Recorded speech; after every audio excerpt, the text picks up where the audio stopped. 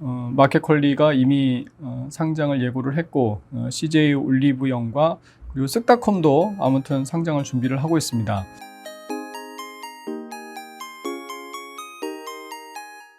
네, 안녕하세요. 애널리스트 박종대입니다. 네, 오늘은 식품 온라인 3사의 2021년 실적의 의미, 그리고 CJ 올리브영의 2021년 실적에 대해서 한번 리뷰를 말씀드리도록 하겠습니다.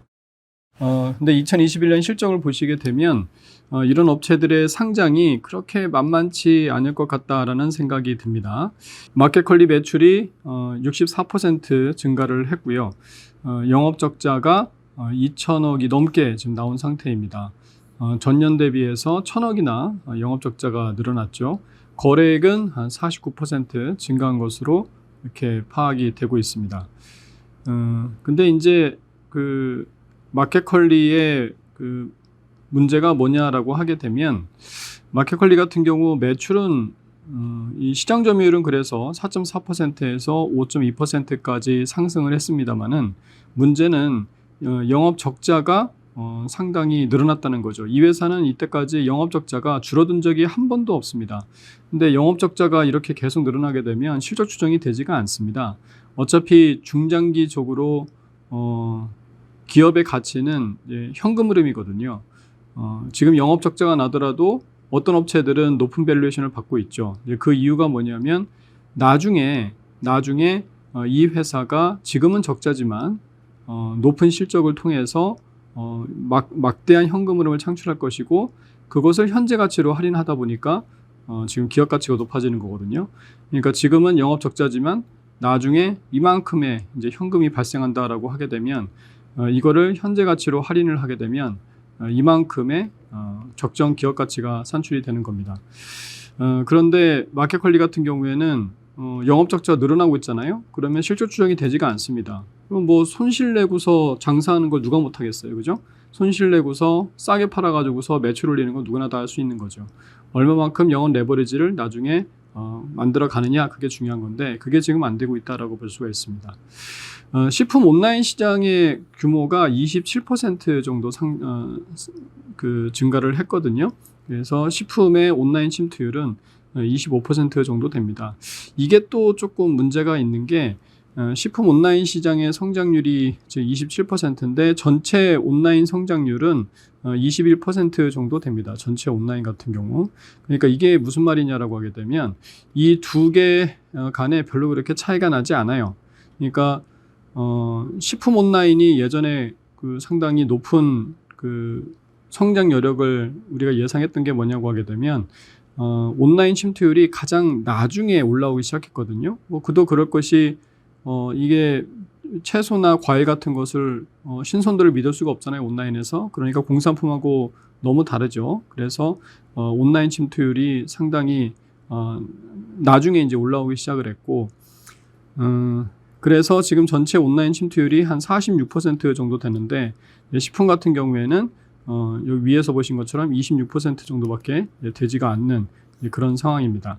근데 이제 문제는 뭐냐고 하게 되면, 이게 침투율이 이렇게 차이가 나면 식품 온라인의 성장률이 훨씬 높아야 되는데 이제 그렇지 않다는 거죠. 이제 그 말은 뭐냐면, 이런 두 전체 온라인과 식품 간의 이 침투율 차이가 원래 이렇게 되는 거 아니냐.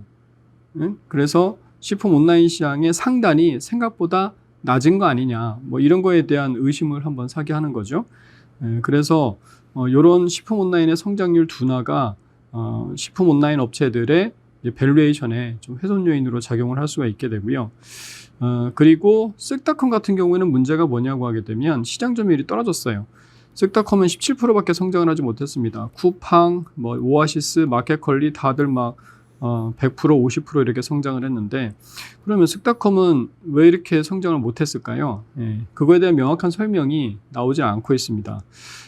돈을 적게 썼느냐? 그렇지도 않거든요. 작년에 분기별로 400~500억씩 썼단 말이죠.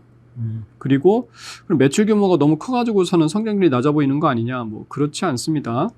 작년에 매출 규모를 보게 되면 2,400억, 2,300억, 1,700억 그렇게 큰 차이가 나지 않습니다. 그렇기 때문에 이 쓱닷컴이 상장할 때의 문제는 시장 점유율이 떨어졌다.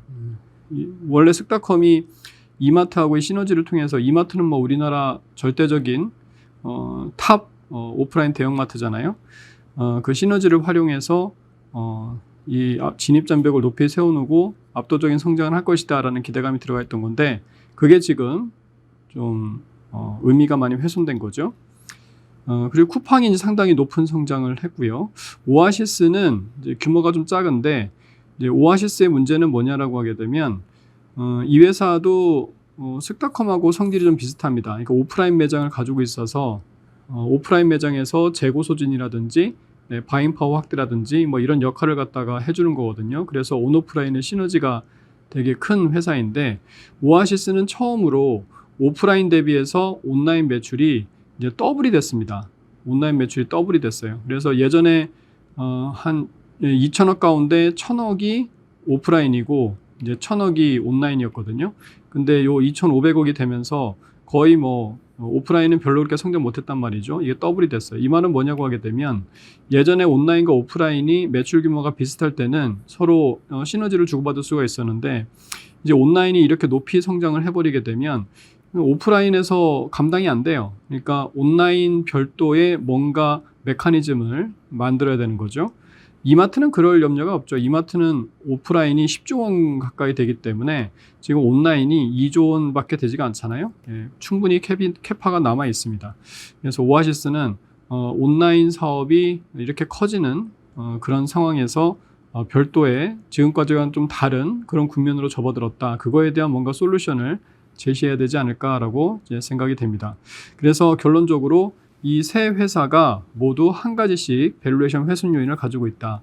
전체적으로 식품 온라인 시장이 성장률이 너무 낮다라는 게, 상대적으로 낮다라는 게 일단 식품 온라인 전체의 밸류에이션 훼손 요인이고, 쓱닷컴 같은 경우에는 시장 점유율이 떨어졌다. 그리고 마켓컬리는 영업 손실이 계속 늘어나고 있다. 그리고 오아시스 같은 경우에는 온라인 매출만으로 뭔가 새로운 그 손실을 줄여야 되는 이제 그러한 과제를 안고 있다라고 볼 수가 있습니다.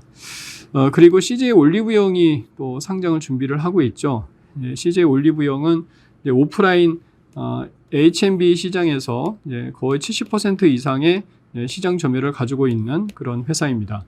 2015년 이후에 H&B하고 이제 온라인 시장이 상당히 많이 발달을 했죠. 그래서 신규 벤처 브랜드들의 하나의 판매처로서 상당히 의미 있게 자리매김을 했는데, 제가 2015년에 이 두 개 채널이 상당히 고신장할 것이다라고 전망을 했습니다만은, 이게 반은 맞고 반은 틀린 게 성장을 했는데 온라인이 너무 많이 성장을 했습니다. 그래서 H&B 채널은 지금 롭스라든지 랄라블라 같은 이제 이런 채널들은 지금 스크랩했죠, 거의. 그래서 이게 뭐 다 성장하면서 지금 시장점이 높아진 게 아니라 얘네들이 이제 없어지게 되면서 시장점이 높아지게 된 겁니다. 그러니까 성장을 한 거는 맞는데 온라인이 지나치게 성장을 하게 되면서 H&B도 시장이 그렇게 성장을 못하고 하고 있죠. 그래서 이제 언뜻 보기에 CJ 올리브영 같은 경우에는 H&B 시장 자체가 성장률이 상당히 떨어지기 때문에 뭐 밸류에이션을 높여주기가 힘든 거 아니냐, 뭐 이렇게 생각을 할 수가 있는데, 근데 재밌는 거는 이제 온라인이죠. 이제 화장품이 온라인 채널의 침투율이 39% 정도 됩니다. 전체 온라인은 46%, 이제 그거보다는 낮죠. 나름대로 또 고관여 상품이잖아요. 뭔가 발라보고서 상품을 사게 되는 거니까. 그런데 침투율이 되게 높아요. 그러니까 10개 중에 4개는 온라인에서 산다는 얘기거든요. 그런데 화장품 시장 같은 경우에는 이게 이렇다 할 플레이어가 없습니다. 그래서 이거는 올리브영 같이 멀티 브랜드 샵을 추구하고 있는 업체들한테는 상당히 기회 요인이 되지 않을까라고 생각이 됩니다. 이제 올리브영의 상품 MD 능력이나 카테고리라든지 가격 경쟁력은 상당히 우수하거든요. 그래서 만약에 온라인에서 온라인 사업에서 뭔가 그런 포털 사이트로서 온라인 화장품 쇼핑의 포털 사이트로서의 시그널만 잘 전달한다라고 하더라도 밸류에이션이 PER에서 PSR로 바뀌게 되면서 확 점프를 할 수 있지 않을까라고 이제 생각이 됩니다. 그럼 그럴 가능성이 있느냐라고 봤을 때 올리브영은 그럴 가능성이 있다라고 생각이 됩니다.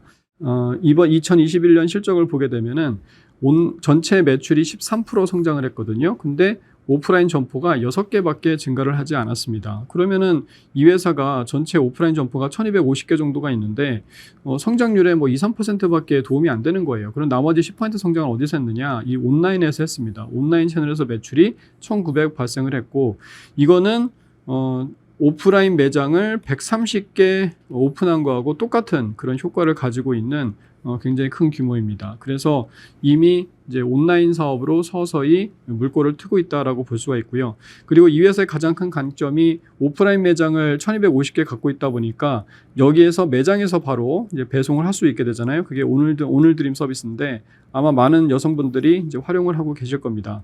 그래서 쿠팡이나 다른 온라인 업체들 같은 경우에는 이길 배송이 주로 이루어지는데, 이 오늘 드림은 바로 3, 40분 내에 한두 시간 내에 배송이 가능하다라는 또 장점이 있습니다. 지금 이미 3만 원 이상 되면은 무료로 배송을 해주고 있죠.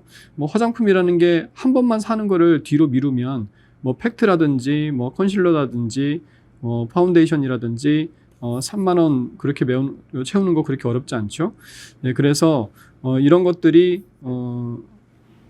CJ 올리브영의 상장에 상당히 좋은 그런 트리거가 될 수 있다라고 볼 수가 있습니다. 지금 현재 전체 매출에서 차지하는 비중이 23% 정도 되고요.